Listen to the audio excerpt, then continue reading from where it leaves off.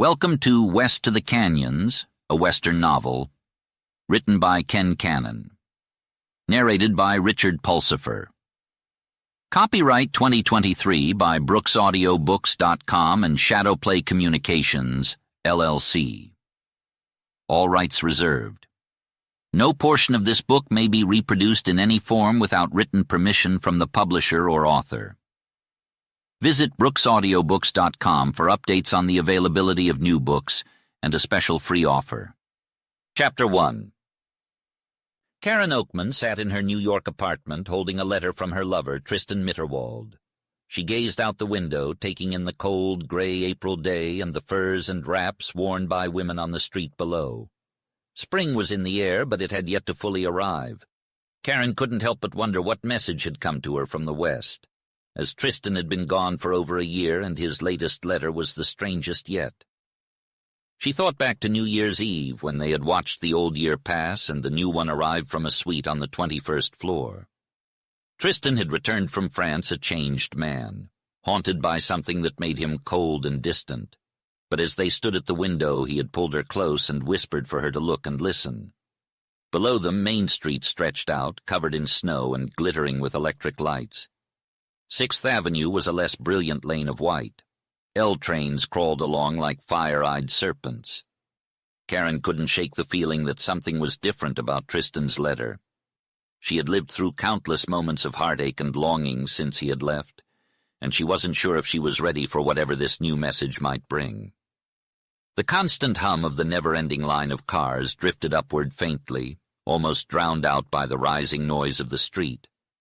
Main Street's rowdy and thoughtless crowds surged back and forth, from that height just a dense stream of black figures like competing columns of ants on the march. And everywhere the massive electric signs blazed brightly in white, red, and green. They dimmed and faded only to light up again. Out with the old, in with the new. Karen had felt the sadness of the past and the promise of the future. As the factory sirens began to wail one after another, the noise of the street and the ringing of the bells were drowned out by a continuous sound that swelled into a magnificent roar. It was the voice of a city, of a nation. It was the voice of a people shouting out the strife and agony of the year, sending forth a prayer for the future. Tristan had whispered in her ear, "It's like the voice in my soul." She would never forget the shock of that. She had stood there, spellbound, surrounded by the mighty volume of sound, no longer discordant but filled with great meaningful melody, until the white ball burst upon the tower of the Times building. The new year had not been many minutes old when Tristan Mitterwald had told her he was heading west to try to regain his health. Karen came back to reality to pick up the letter that had been troubling her. It was postmarked from a town in northern Arizona. She read it again with slow, thoughtful consideration. West Fork, March 25th. Dear Karen, it seems my neglect in writing to you is unforgivable. I used to be a decent correspondent, but in that, as in other things, I've changed. I apologize for not responding earlier to your letter. Your words were so loving and sweet that I felt like an ungrateful and undeserving person. However, my current lifestyle does not encourage writing. I spend most of my days outdoors, and by the time I return to my cabin I am too exhausted to do anything but sleep. Your forceful inquiries must be answered, and that is why I have delayed my response. You asked me if I still love you as I used to. To be honest, I don't. My love for you before I went to France was selfish, thoughtless, sentimental, and childish. However, I have grown up and become a man now, and my love for you is different.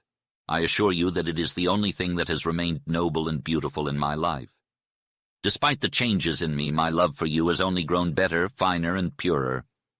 You also asked if I would come back home soon after I recover. Karen, I am well now, but I am not coming back yet. I have delayed telling you this since I know you would expect me to return immediately. The truth is, I am not coming back yet. I wish I could explain it to you better, but I feel frozen inside. When I came back from France, I could not talk, and it is almost as bad now. However, everything that I was has changed again. I must be honest with you and confess that I hate the city people and especially the drinking, dancing, and lounging crowd that you are part of. I do not want to come back until I overcome this feeling. What if I never get over it? Karen, you can free yourself by uttering one word that I could never say. I couldn't break off our engagement. During the war, my feelings for you saved me from losing my moral compass, if not my loyalty and honor. This is something I doubt I can make you understand. Amidst the turmoil I've experienced since then, my love for you has been my only constant. Did you ever realize that I clung to your letters to get me through my illness?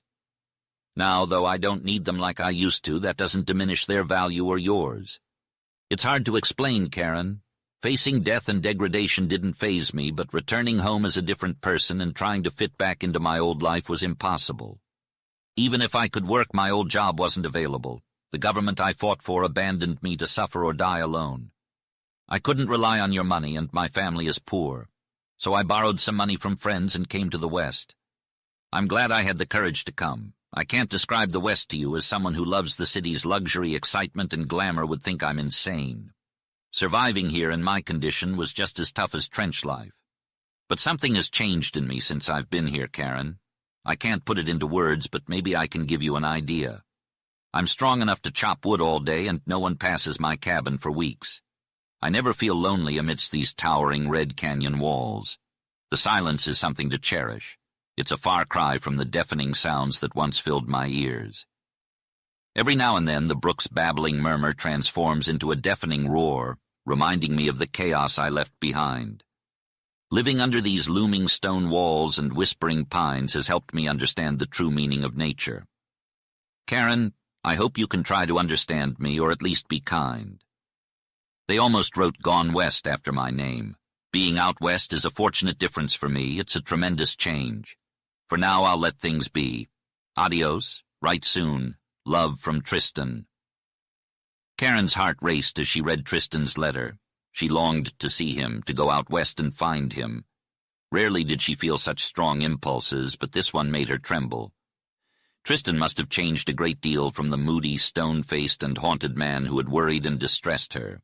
He had even embarrassed her in front of her friends, retreating into himself and acting aloof. Tristan's letter contained words that lifted her heart, and her starved love greedily absorbed them.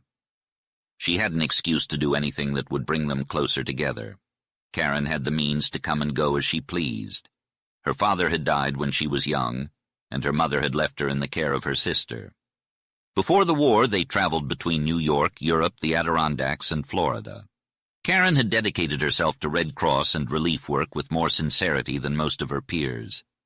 Karen wasn't accustomed to making such significant decisions, especially not the one to venture out west on her own. Her knowledge of the West was limited to vast plains and rough mountains, squalid towns, cattle herds, and uncouthly dressed men. She brought the letter from Tristan to her Aunt Peggy, a kind-faced woman who favored old-fashioned attire. "Aunt Peggy, here's a letter from Tristan," Karen said. "It's more complicated than usual. Would you read it?" My, you look distressed," Aunt Peggy replied, adjusting her spectacles to read the letter. Karen waited anxiously for her aunt's reaction, feeling a pull towards her impulse to go west. Aunt Peggy paused once to express her relief that Tristan had recovered. Then she read on until the end. "Karen, that's an excellent letter," she said fervently. "Do you understand what it means?" "No, I don't," Karen replied. "That's why I asked you to read it." "Do you still love Tristan as you once did?" Aunt Peggy asked. "Why, Aunt Peggy!" Karen exclaimed in surprise. "Forgive me, Karen, for being so frank, but women nowadays are very different from my generation. You haven't acted like you pine for Tristan. You go about your life almost as usual."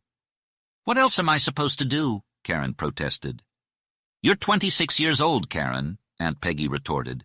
"You're still young, but not as young as you used to be. Let's not argue about modern times and modern women. We'll never get anywhere," Aunt Peggy said kindly. "But I can tell you something about what Tristan Mitterwald means in that letter if you want to hear it." "I do indeed," Karen replied. "The war did something terrible to Tristan aside from damaging his health. They said it was shell shock. I don't understand what that means. People called him crazy, but that was far from the truth. Tristan was just as sane as I am, and trust me, I'm pretty sane. However, something had happened to him that had left him deeply scarred. For months after he returned, he walked around in a daze. Then something changed. He grew restless. Maybe that was a good thing. At least it meant he was coming out of his trance. Tristan saw Karen and her friends living their lives and realized what was wrong with his own. He never said it, but I knew it. He didn't just go out west to get better, he went to get away. And Karen, if you want to keep him, you better act fast. That letter shows just how close he came to death and how he's become a different man. I think I'll go, Karen said eagerly. Tristan wrote me about a lodge in the canyon not far from where he is, and Flagstaff isn't too far away either. You should go, I agreed. You're wasting your time here.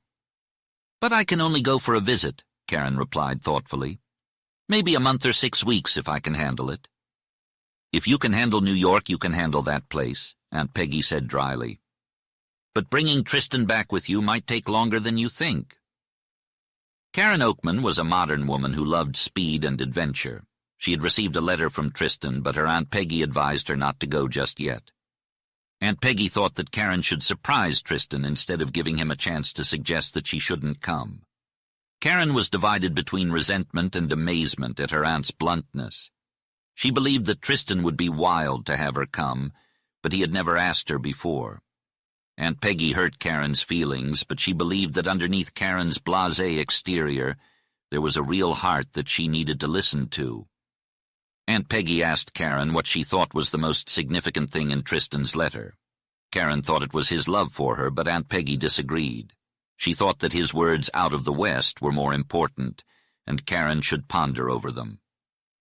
Karen decided to take Aunt Peggy's advice and go out to Tristan's wonderful West to see what he meant by his words. Karen loved speed, so the 20th century limited train that was hurtling her on the way to Chicago was quite to her taste. The smooth and even rush of the train satisfied something in her. However, an old lady sitting in an adjoining seat with a companion remarked that people nowadays haven't time to draw a comfortable breath. Karen was not a woman who feared much. She had no qualms about boarding express trains, motor cars, or even transatlantic liners. She took pride in her fearlessness, but wondered if it was merely a byproduct of her association with a crowd. She couldn't recall a time when she had undertaken anything alone. Her thrills seemed to be suppressed until the end of her journey. That night, as the train rolled steadily along, Karen's sleep was interrupted by the whirring of the wheels. She was jolted awake by a sudden jerk and lay in the darkness, contemplating the fact that she and her fellow passengers were entirely at the mercy of the engineer. Who was he? Was he at his throttle, keen and vigilant, thinking of the lives entrusted to him? These thoughts irked Karen, and she eventually dismissed them. After a tiresome half-day layover in Chicago, Karen finally boarded the California Limited. She breathed a sigh of relief as she settled into her bed. The next morning, the bright sun shining through the curtains woke her up. She sat up and looked out the window, taking in the seemingly endless green fields and pastures, dotted with little farmhouses and villages. She realized that this must be the prairie land she had heard about, west of the Mississippi. Later, in the dining car, Karen asked the steward about the fields. He smiled and replied, "This is Kansas, and those green fields out there are the wheat that feeds the nation." Karen was unimpressed. The short wheat appeared soft and rich, but the endless fields stretched out monotonously. She had never seen so much flat land and wondered if it would be a good country for automobile roads. After reading some magazines, she grew bored and decided to explore the observation car. Karen was used to catching people's attention and didn't mind it, unless it was bothersome. The train was packed with passengers who, from what Karen could tell, didn't belong to her social class. The bright light from the windows and the unsophisticated interest of several men made her retreat to her own seat. Once there, she noticed someone had raised her window shades. Karen quickly lowered them back down and settled in comfortably.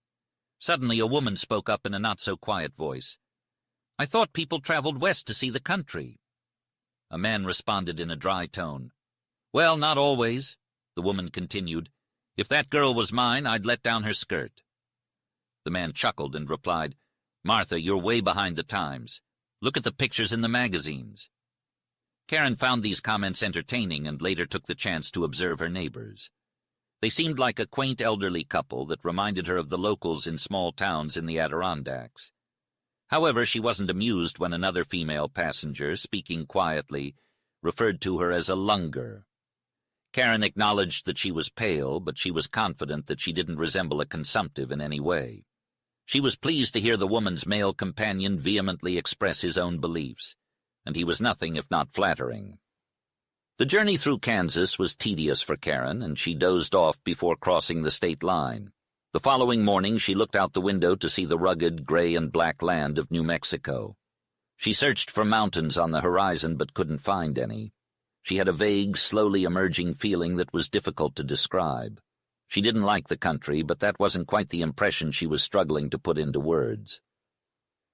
As Karen gazed out of the window, she took in the bare gray flats, low scrub-fringed hills, bleak cliffs, jumbles of rocks, and long vistas down valleys. It all seemed somehow compelling at first, but soon she grew tired of it. She wondered where the West was that Tristan had written about. One thing was certain, though. Every mile of this crude country brought her closer to him, and that thought alone gave her pleasure on this endless ride. Karen couldn't help but think that England or France could be dropped down into New Mexico and barely be noticed. But as the sun grew hotter and the train creaked up a slow incline, the car filled with dust, making her uncomfortable. She dozed off for hours until she was awoken by a passenger's cry of delight. "Look! Indians!" Karen looked out the window with interest. As a child, she had read about Indians, and memories of colorful and romantic images flooded back. From the window she saw dusty flat barrens, low squat mud houses, and strange-looking people. Children, naked or extremely ragged and dirty, women in loose garments with flares of red, and men in white man's garb, slovenly and motley. They all stared apathetically as the train slowly passed by. "Injuns," muttered Karen incredulously. "Well, if they're the noble red people, my illusions are dispelled." She didn't look out the window again, not even when the brakeman called out the remarkable name of Albuquerque. The next day, Karen's attention was drawn to the name of Arizona, the frowning red walls of rock, and the vast rolling stretches of cedar-dotted land. It was all very impressive, but it still affronted her. This was not a country for people to live in, and as far as she could see, it was uninhabited. Her senses were not limited to sight, though. She became aware of unfamiliar little shocks or vibrations in her eardrums and a disagreeable bleeding of the nose. The porter explained to Karen that the lack of scenery was due to the altitude. Between that and other distractions, she didn't get to see much of the country, but from what she did see, she wasn't impressed. As the sun set, Karen peered out the window, hoping to witness an Arizona sunset. But it was just a pale yellow flare. She had seen better back home. It wasn't until the train approached Winslow that Karen realized she would be arriving in Flagstaff after dark. This realization made her nervous. What if Flagstaff was like the other strange towns she had passed through? She regretted not informing Tristan of her arrival. When the train finally stopped, Karen found herself outside in the cold, dark, and windy night. The railroad station was dimly lit, and people were moving around, some of whom were likely Mexicans. An expressman offered to carry her bags and pointed her towards the Hotel Weatherford, 1 block up the street. Karen followed, feeling the sting of the cold wind and dust on her face. The street was busy with people and motor cars, but no one paid her any attention. Finally, she spotted the hotel sign and felt relieved. As she walked into the lobby, the sound of pool balls clacking and a scratchy phonograph filled Karen's ears. The expressman left her bags and departed, leaving Karen standing alone. The man behind the desk was chatting with a group of men, and various people were lounging around the room. The air was thick with cigarette smoke. No one paid any attention to Karen until she approached the desk and interrupted the conversation. "Is this a hotel?" she asked abruptly. The man in his shirt sleeves turned around and replied, "Yes, ma'am." Karen retorted, "Well, you wouldn't know it based on how you're treating me. I've been standing here waiting to check in." The clerk turned the registration book towards her with a cool, apathetic look. "Around here, people ask for what they want," he drawled. Karen didn't say anything else, recognizing that things were different out here. All she wanted was to warm up by the big open fireplace with its crackling red and gold flames. But she followed the clerk to her assigned room, a small, drab space with just a bed, bureau, stationary washstand, and 1 spigot. There was also a lone chair. While Karen removed her coat and hat, the clerk went downstairs to retrieve the rest of her luggage. When he returned, Karen learned that a stagecoach would be leaving the hotel for Lost Mule Canyon at 9 the next morning. This news cheered her up, and she tried to face the strange sense of loneliness and discomfort with fortitude. Unfortunately, the room had no heat or hot water. When Karen turned on the spigot, a freezing cold torrent of water shot out of the basin and drenched her completely. It was colder than any ice water she had ever felt, and she felt a flash of anger on top of the shock and surprise. She couldn't help but find the situation amusing and burst out laughing. "Well, well, well," she chuckled to herself. "Looks like you're not in Kansas anymore, Princess. This is the Wild West. You're on your own now." She quickly undressed and bundled up in thick woolen blankets on the hard bed. Despite the discomfort, she eventually warmed up and found comfort in the darkness. "I'm just 20 miles away from Tristan," she whispered to herself. "How strange. I wonder if he'll be happy to see me." She felt confident that he would be. However, her nerves were too excited to allow her to sleep right away. The sounds of the motor cars, pool balls clacking, and murmurs of low voices eventually faded away. She heard the wind blowing outside, a new sound that she found oddly pleasing. The clock chimed every quarter hour. Eventually, she drifted off to sleep.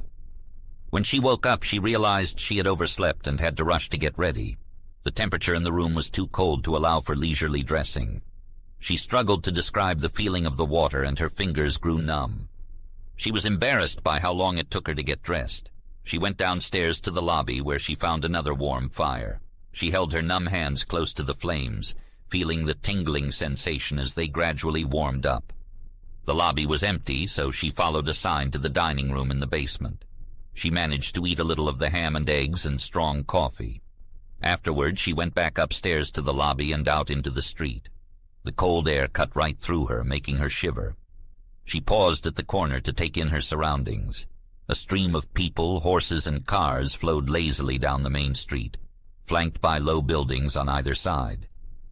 Karen stood across from a vacant lot, beyond which lay a row of neat, peculiarly constructed houses that were clearly the town's residences. Suddenly something caught her eye, obstructing the skyline. She looked up and was immediately struck with surprise and delight. "Oh, how amazing!" she exclaimed. Two magnificent mountains loomed over her, rising up with a majestic sweep of green and black timber to a ragged snow area fringed with trees. It rose up cleaner and whiter, at last lifting pure, glistening peaks that were noble and sharp and sunrise flushed against the blue. Karen had climbed Mont Blanc and seen the Matterhorn, but they had never inspired such amazement and admiration as these twin peaks of her homeland. "What mountains are those?" she asked a passerby. "San Francisco peaks, ma'am," replied the man. "Why, they can't be more than a mile away," she exclaimed. 18 miles, ma'am," he retorted with a grin. "This Arizona air is deceiving." "How strange," murmured Karen. "It's not like this in the Adirondacks." Karen was still gazing up when a man approached her and said that the stage for Lost Mule Canyon would soon be ready to start, and he wanted to know if her baggage was ready. Karen hurried back to her room to pack. She had expected the stage would be a motor bus, or at least a large touring car, but it turned out to be a two-seated vehicle drawn by a team of scruffy horses. The driver was a little wizened man of uncertain age, and he did not appear to be particularly impressed with his passenger's importance. There was a lot of freight to be hauled, in addition to Karen's luggage, but it seemed that she was the only passenger. "I reckon it's going to be a bad day," said the driver. "These April days up on the desert are windy and cold. Maybe it'll snow, too." Karen shivered as she looked up at the ominous clouds hovering over the mountain peaks. "This doesn't look good," she thought to herself. Suddenly the driver turned to her and asked, "Miss, don't you have a heavier coat or something?" "No, I don't," Karen replied. "I'll just have to tough it out. Is this really the desert?" "Sure is," the driver confirmed. "Well, there's a horse blanket under the seat. You can use that." With that, he climbed onto the driver's seat and urged the horses forward into a trot. As they turned a corner, Karen was hit by a sudden gust of wind, filled with dust and sand. She struggled to keep her eyes open and had to wipe away the tears and dust. This was not going to be a pleasant journey. As they approached the town, Karen couldn't help but feel disappointed by the squalid surroundings. The hard road was covered in flying dust, and the railroad yards and cattle corrals only added to the dreary atmosphere. The huge sawmill loomed in the distance, belching out yellowish smoke that mingled with the clouds above. The open country beyond the sawmill was once a forest, but was now a desolate sight. Burned tree stems and stumps littered the area, evidence of the destruction that had taken place. The road wound away to the southwest, and the gusty wind blew intermittently, catching Karen off guard and stinging her nostrils with the unpleasant smell of dust. Karen knew this was going to be a long and uncomfortable journey, but she was determined to see it through. The frigid wind was biting, and Karen felt like she was suffocating. Gray clouds rolled in, intensifying the wind and dropping the temperature even further. Karen was already cold, but now she was thoroughly chilled. The forest around her was devastated, and the farther she rode, the more barren and desolate it became. The impressive mountains she had left behind were forgotten as the hours wore on. Karen was so uncomfortable and disillusioned that she even forgot about Tristan Mitterwald. She didn't regret her adventure yet, but she was growing incredibly unhappy. As she rode, Karen spotted dilapidated log cabins and even more squalid surroundings. The abodes were wretched, and she couldn't believe people had lived in them. She imagined that men had lived there, but hardly any women or children. She had forgotten that women and children were scarce in the West. Straggling bits of forest, which the driver called yellow pines, began to appear in the barren, burned-over landscape. To Karen, the groves only made the landscape more forlorn and dreary by contrast. Why had miles and miles of forest been cut down? Money grubbers, she supposed, the same as those who were devastating the Adirondacks. Eventually, the driver had to halt to repair something wrong with the harness. Karen was grateful for the respite from the cold inaction and got out to walk. Sleet began to fall, and when she got back in the vehicle, she asked the driver for a blanket to cover herself. The smell of the horse blanket was almost unbearable, worse than the cold itself. Karen huddled into a state of apathetic misery. She had already had enough of the West. But the sleet storm passed, the clouds broke, and the sun shone through, greatly mitigating her discomfort. By and by, the road led into a section of real forest that was unspoiled in any degree. Karen spotted some large gray squirrels with tufted ears and white bushy tails. Suddenly, the driver pointed out a group of massive birds. On a second glance, Karen recognized them as turkeys. However, these turkeys were sleek and glossy, with flecks of bronze and black and white, quite different from the turkeys back east. Karen looked around and said, "There must be a farm nearby." The driver replied, "No, ma'am. Them's wild turkeys, and they're the best eatin' you'll ever have in your life." After a while, as they were coming out of the woodland into more barren territory, the driver pointed out a herd of gray white-rumped animals that Karen took to be sheep. "And them's antelope," he said. "Once this desert was overrun by antelope, then they nearly disappeared, and now they're increasing again." As they continued through the rough terrain, Karen became dejected. The jolting over roots and rocks and ruts was worse than uncomfortable. She had to hold on to the seat to keep from being thrown out. The horses did not appreciably change their gait for rough sections of the road. Suddenly, a severe jolt brought Karen's knee in violent contact with an iron bolt on the forward seat, causing her to bite her lips to keep from screaming. A smoother stretch of road did not come any too soon for her. It led into the forest again, and Karen soon realized that they had finally left the cut and burned-over district of timberland behind. A cold wind moaned through the treetops and drenched Karen's face with drops of water. She closed her eyes and sagged in her seat, mostly oblivious to the passing scenery. "The girls will never believe this of me," she thought, and indeed she was amazed at herself. Then the thought of Tristan strengthened her. It did not really matter what she suffered on the way to him. Karen was feeling exhausted and uncomfortable as they approached Lost Mule Canyon. The driver called out to her, and she opened her eyes to see that they had stopped at a turn in the road. The canyon was a deep abyss with red rock walls and steep mats of green timber. Karen couldn't help but feel a chill and shudder as she looked down at the narrow, box-shaped split in the earth. It widened and deepened in the other direction, with tremendous walls of red and glimpses of a gleaming creek below. Karen wondered how Tristan could possibly live down there in such a wild and lonely place. The sudden plunge from the heights frightened her, and the purple light shining on the forested floor of the gorge added to her unease. But then the sun burst through the clouds, transforming the scene into a breathtaking display of beauty and grandeur. The cliffs turned gold, the creek became silver, and the trees were vividly freshened with rays of sunlight burning into the blue shadows. Despite her initial hostility and prejudice, Karen couldn't help but acknowledge the beauty of the scene before her. However, she still believed that this was not a livable place for a civilized person like Tristan. The driver reassured her that it was safe if she was careful, but Karen couldn't shake the feeling that this insulated rift in the earth was better suited for beasts or outlawed men. "I've driven this many times," the driver said with a nonchalant tone. Karen's heart raced, contradicting her earlier claims of fearlessness. The rickety car began to descend at a steep angle, causing Karen to grip her seat tightly. Chapter 2. Karen held on tight, her breath caught in her throat and her skin prickling with anticipation as she peered over the edge of the gorge. The wheels of the vehicle scraped perilously close to the edge, the brakes squeaking and the horses holding back obediently at the driver's careful command.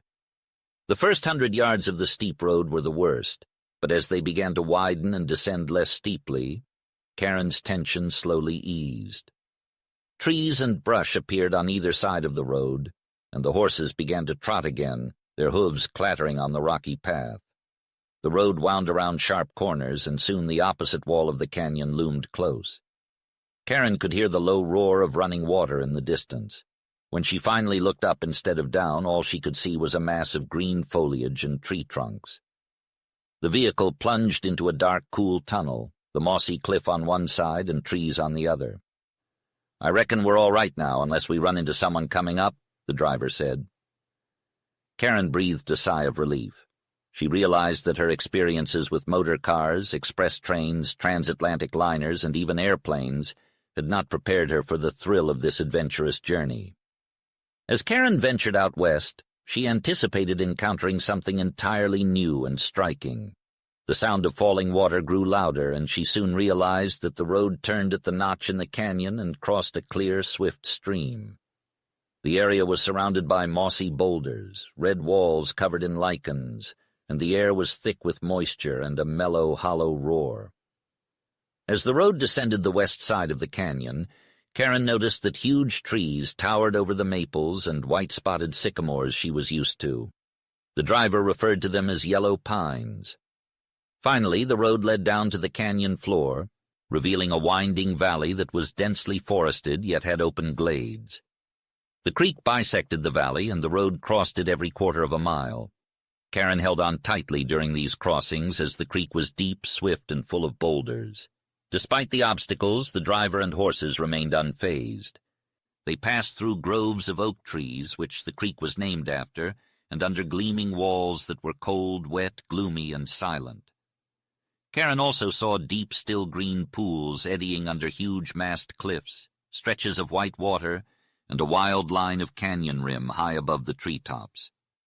As they continued, Karen felt as though she was completely isolated from the world, lost in an unscalable rut of the earth. The gray gloom of the canyon only added to her sense of oppression, especially as the sunlight began to fade. Karen couldn't help but feel a bit odd about how affected she was by the natural surroundings. The weather, the towering heights and depths, the rock walls, pine trees, and rushing water all seemed to be mere physical things that she was passing by. Despite her resistance to sensation, she couldn't help but feel the wildness and savageness of the canyon seeping into her more and more. As they turned a sharp corner on the road, Karen caught sight of a slope down the creek that revealed orchards and fields, and a cozy little cottage nestled at the base of the wall. The ford at this crossing made Karen quite nervous, as the volume and depth of water were greater than any they had passed so far. One of the horses even slipped on the rocks and made a big splash, but they all managed to cross without any major issues. From here, the driver took them back along the creek, passing between orchards and fields until they suddenly came upon a large rustic house that had been hidden from Karen's view. It sat almost against the stone cliff, with a white foamy sheet of water pouring down from it.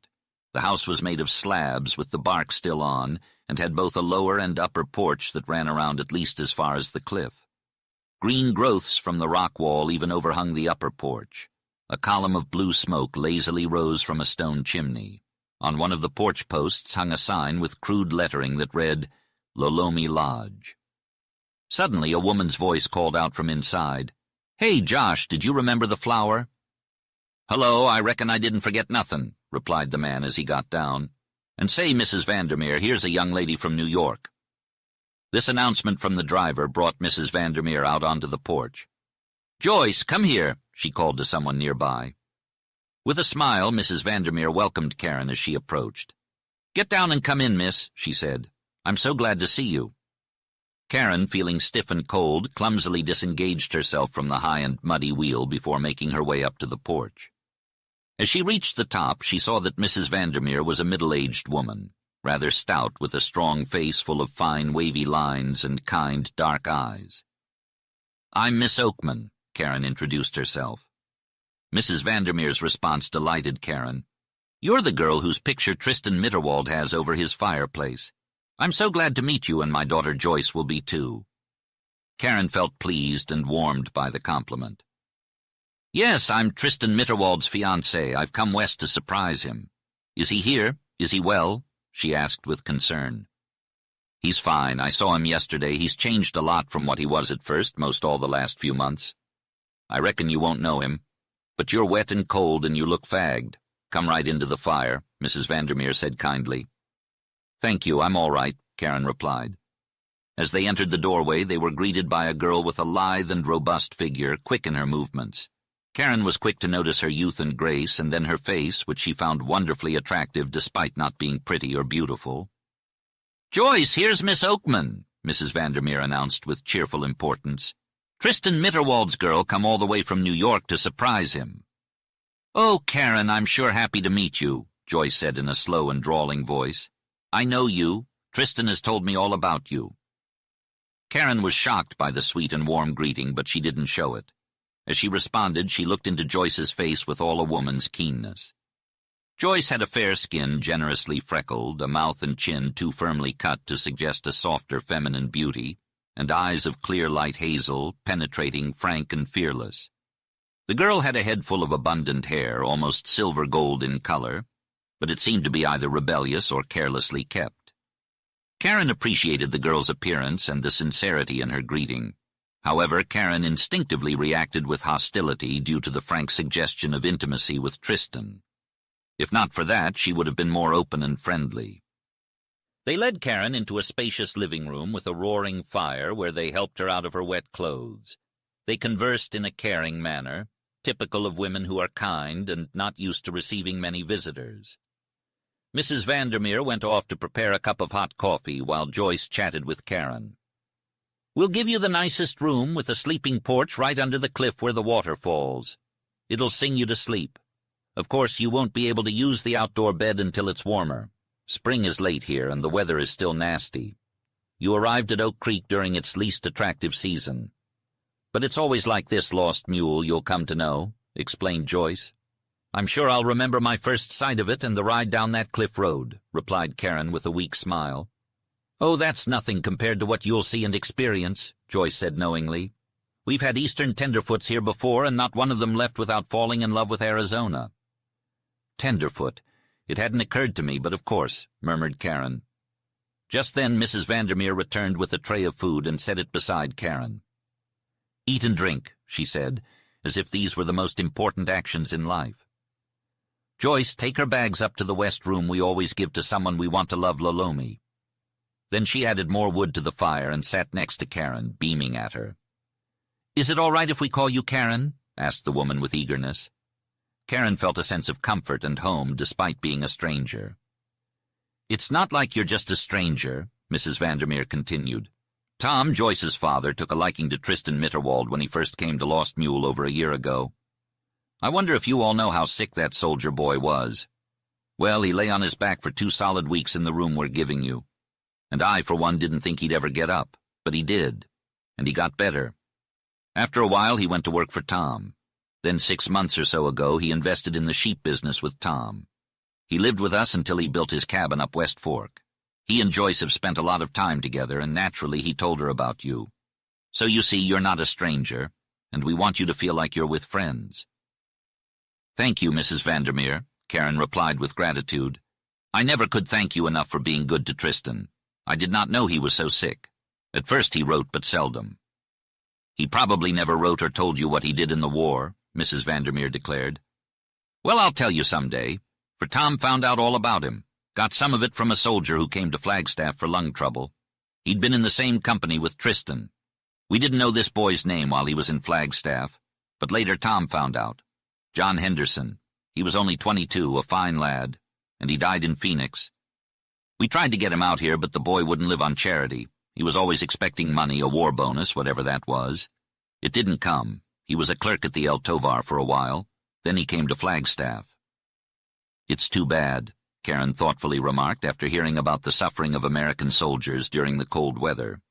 The information had been increasing over the last few months and had the power to depress her. Karen had always avoided unpleasant things and found the misery of others almost as disturbing as direct contact with disease and squalor. However, she was beginning to realize that there could be circumstances that would challenge her comfort and happiness, and she couldn't turn her back on them. Joyce entered the room, and Karen was struck by her confident and joyful presence. "I've made a fire in your little stove," Joyce said. "There's water heating. Now won't you come up and change those traveling clothes? You'll want to fix up for Tristan, won't you?" Karen smiled at Joyce's frankness and unsophistication. "You are both very kind to receive me as a friend," Karen said. "I hope I won't disappoint you. Yes, I do want to improve my appearance before Tristan sees me. Is there any way I can send word to him by someone who hasn't seen me?" "There sure is. I'll send Charlie, one of our hired boys," Joyce replied. "Thank you. Then tell him to say there is a lady here from New York to see him, and it is very important," Karen requested. Joyce clapped her hands and laughed with glee. Karen felt a twinge of conscience, realizing that jealousy was an unjust and stifling thing.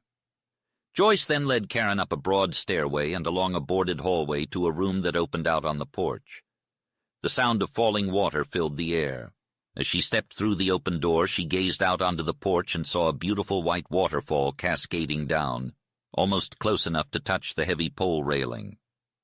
The room she entered was reminiscent of a tent with canvas sides and no ceiling, but the roof of the house sloped down closely. The furniture was all homemade, and an Indian rug covered the floor. The bed, with its clean woolly blankets and white pillows, looked inviting. "Is this where Tristan lay when he was sick?" Karen asked. "Yes," replied Joyce, her eyes darkening with a shadow.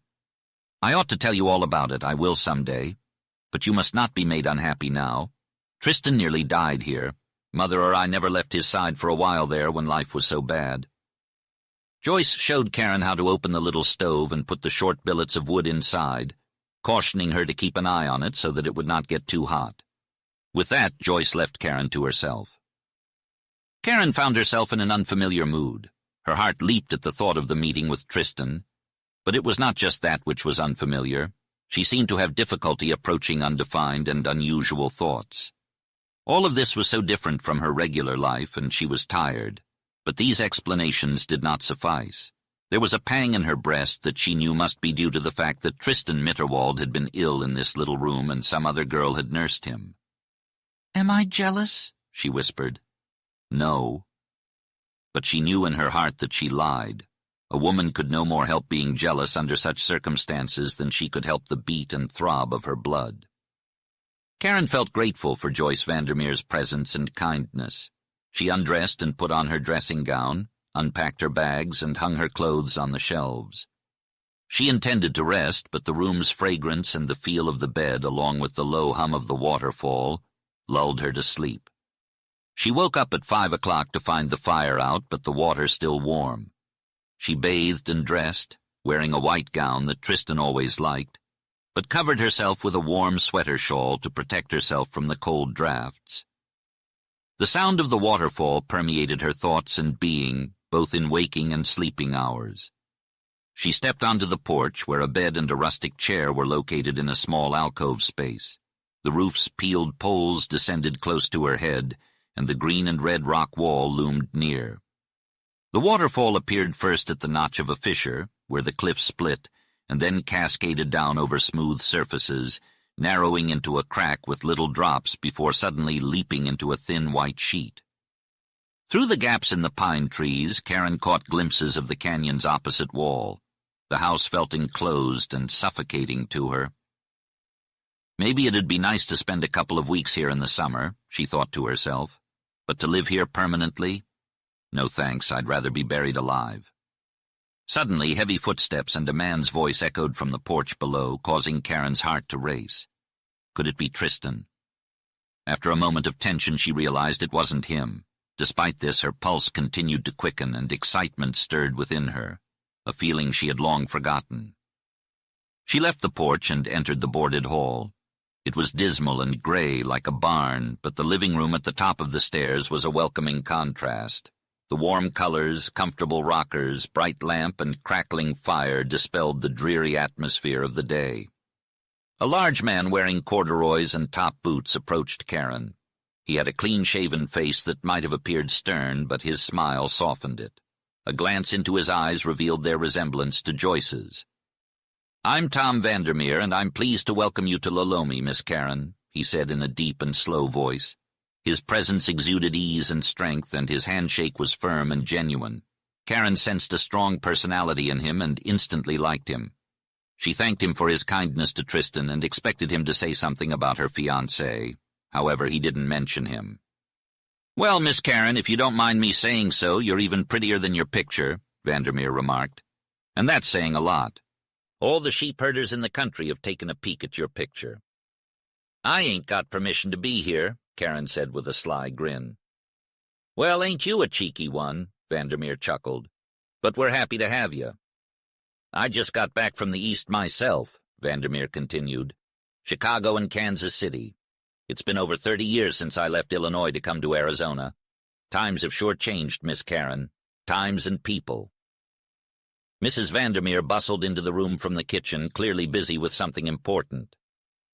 "For goodness sake!" she exclaimed upon seeing Karen. Her expression was complimentary, but also a bit shocked. Then Joyce entered the room. She wore a simple gray dress that reached the top of her high shoes. "Karen, don't mind Mother," Joyce said. "She means your dress is lovely. I think so, too. But listen, I just saw Tristan coming up the road." Karen hurried to the door to see a tall man approaching. Something about his walk was familiar. It was Tristan. But he was different now, tan and rugged with broad shoulders and a heavy build. Karen's heart raced as he climbed the porch steps, and she caught a glimpse of his face. It was him. As Tristan entered the room, he called out for Joyce. Karen couldn't help but notice the longing in his voice. His physique had changed so much that she almost didn't recognize him.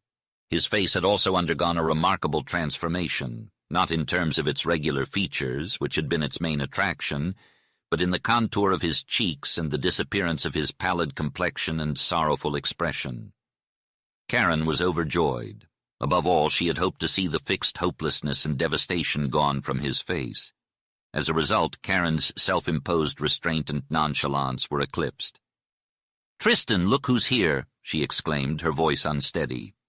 This encounter exceeded her expectations. Tristan turned around with an inarticulate cry and saw Karen. Then, no matter how unreasonable or demanding Karen's desires had been, they were fulfilled. "You!" he exclaimed, leaping at her with a radiant face. Karen not only didn't care about the onlookers, but she also forgot them completely. More than the joy of seeing Tristan, more than the deeply satisfying assurance to her woman's heart that she was still loved, a deep, strange, profound something welled up within her, shaking her to her core. It went beyond selfishness. It was gratitude to God and the West for restoring him. "Karen, I couldn't believe it was you," he said, releasing her from his tight embrace but still holding on to her. "Yes, Tristan, it's me, all that's left of me," she replied, her hands shaking as she attempted to put her disheveled hair in place. You big sheep herder, you Goliath." "I've never been so taken aback," he said. "A lady from New York came to see me. Of course it had to be you. But I couldn't believe it. Karen, you were kind to come." His dark eyes' soft, warm look somehow pained her. It was new and strange to her, as were other things about him. Why hadn't she come to the West sooner? She extricated herself from his grasp and moved away, attempting to regain her composure. Joyce Vandermeer was standing in front of the fire, looking down. Mrs. Karen was beaming as Vandermeer looked at her. "Let's have some supper," she said. "I reckon Miss Karen can't eat now after that hug Tristan gave her," drawled Tom Vandermeer. "I was a little worried. You see, Tristan has gained 70 pounds in 6 months, and he doesn't know his strength." 70 pounds! Exclaimed Karen happily. "I thought it was more." "Karen, you must excuse my violence," said Tristan. "I've been hugging sheep. That is, when I shear a sheep, I have to hold him." They all laughed, and the moment of readjustment passed. Karen found herself sitting at the table directly across from Joyce. A pearly whiteness was slowly warming out of the girl's face. Her frank, clear eyes met Karen's, and they had nothing to hide. Karen's first requisite for character in a woman was that she be a thoroughbred. She lacked it often enough herself to admire it greatly in another woman, and that moment saw a birth of respect and sincere liking in her for this Western girl. If Joyce Vandermeer ever was a rival, she would be an honest one. Not long after supper, Tom Vandermeer winked at Karen and said he reckoned on general principles it was his hunch to go to bed. Mrs. Vandermeer suddenly discovered tasks to perform elsewhere, and Joyce said in her cool, sweet drawl, somehow audacious and tantalizing, "Sure, you two will want a spoon." "Now, Joyce, Eastern girls are no longer old-fashioned enough for that," declared Tristan. "Too bad. Reckon I can't see how love could ever be old-fashioned. Good night, Tristan." "Good night, Karen," Joyce said as she stood an instant at the foot of the dark stairway where the light from the lamp fell upon her face. It seemed sweet and earnest to Karen. It expressed unconscious longing, but no envy. Then she ran up the stairs to disappear. "Tristan, is that girl in love with you?" asked Karen bluntly. To her amazement, Tristan laughed. When had she heard him laugh? It thrilled her, yet nettled her a little. "Well, isn't that just like you?" he exclaimed. "Your very first words after we're alone. It brings back memories of the East, Karen." "Maybe memories will do you some good," Karen retorted. "But tell me, is she in love with you?" "No, of course not," Tristan replied. "How could I answer such a question? It just made me laugh." I remember when you weren't above flirting with a pretty girl. You had me worn out before we got engaged," Karen said. "Those were old times. They seem so long ago. It's wonderful to see you, Tristan." "How do you like my dress?" Karen asked, twirling for his benefit. "Well, what little there is of it is beautiful," he replied with a slow smile. "I always liked you best in white. Did you remember?" "Yes, I got this dress for you, and I'll never wear it except for you." "Same old flirt, same old eternal feminine," he said half sadly. "You know when you look stunning. But Karen, the cut of that dress, or rather the lack of it, makes me think that women's fashion hasn't improved. In fact, it's worse than 2 years ago in Paris and New York. Where will you women draw the line?" "Women are slaves to fashion," Karen replied. "I don't think women who care about their appearance would ever draw a line as long as fashion dictates." "But would they care as much if they had to work? A lot of work and children?" Tristan asked wistfully. "Tristan, women working and having children in this day and age, you're dreaming." Karen laughed. She saw a subtle change in his mood as he gazed thoughtfully into the fire. His face grew stern, and she could hardly believe this was the same Tristan Mitterwald she knew. "Come close to the fire," he said, pulling up a chair for her. He added more logs to the crackling fire and turned to her. "You gotta be careful not to catch a cold out here. The altitude can make it dangerous, and that dress ain't gonna protect you none," he warned. Karen stood beside him, playfully suggesting they only needed one chair, but he didn't take the bait. She reluctantly accepted the seat he offered, and he fired off questions, eager for news from home and old friends. But he didn't ask about her friends, leaving her feeling slighted. She talked non-stop for an hour before finally satisfying his curiosity. When it was her turn to ask questions, she found him tight-lipped. He had struggled in the West at first, but his health had improved and he was finally making progress. She was hurt by his reluctance to confide in her. His rugged appearance, with strong features chiseled like bronze, a stern set to his lips and a lean, square jaw, made him seem older than his 27 years. The roughness of his hands bore witness to the hard labor he had endured. Karen studied him, realizing she liked him even more now than she did before. He seemed to have become a man, but she couldn't help feeling jealous of the West. She feared it and knew she was going to hate it. Joyce Vandermeer was a force to be reckoned with, and Karen had enough intuition to recognize that. However, she refused to admit that this simple Western girl could possibly be a rival. Karen didn't think about the fact that she had been spoiled by the attention of men. It wasn't her vanity that made her think that way. The conversation slowly came to a stop, and Karen was fine with that. Tristan was deep in thought, staring at the fire. Karen wondered what was going on in his mind. Her old confusion returned, accompanied by an unfamiliar fear that she couldn't suppress. Every moment she spent with Tristan, she felt a yearning, passionate love for him growing within her. The clear signs of his love for her had awakened something deep within her that she didn't know existed. However, if these signs hadn't been so obvious, Karen would have been scared out of her wits. Instead, they reassured her, but also made her more dissatisfied with her current state of mind. "Karen, do you still like to dance?" Tristan asked, breaking the silence. "Of course I love dancing, and it's the only exercise I get," she replied. "Have the dances changed?" Tristan asked again.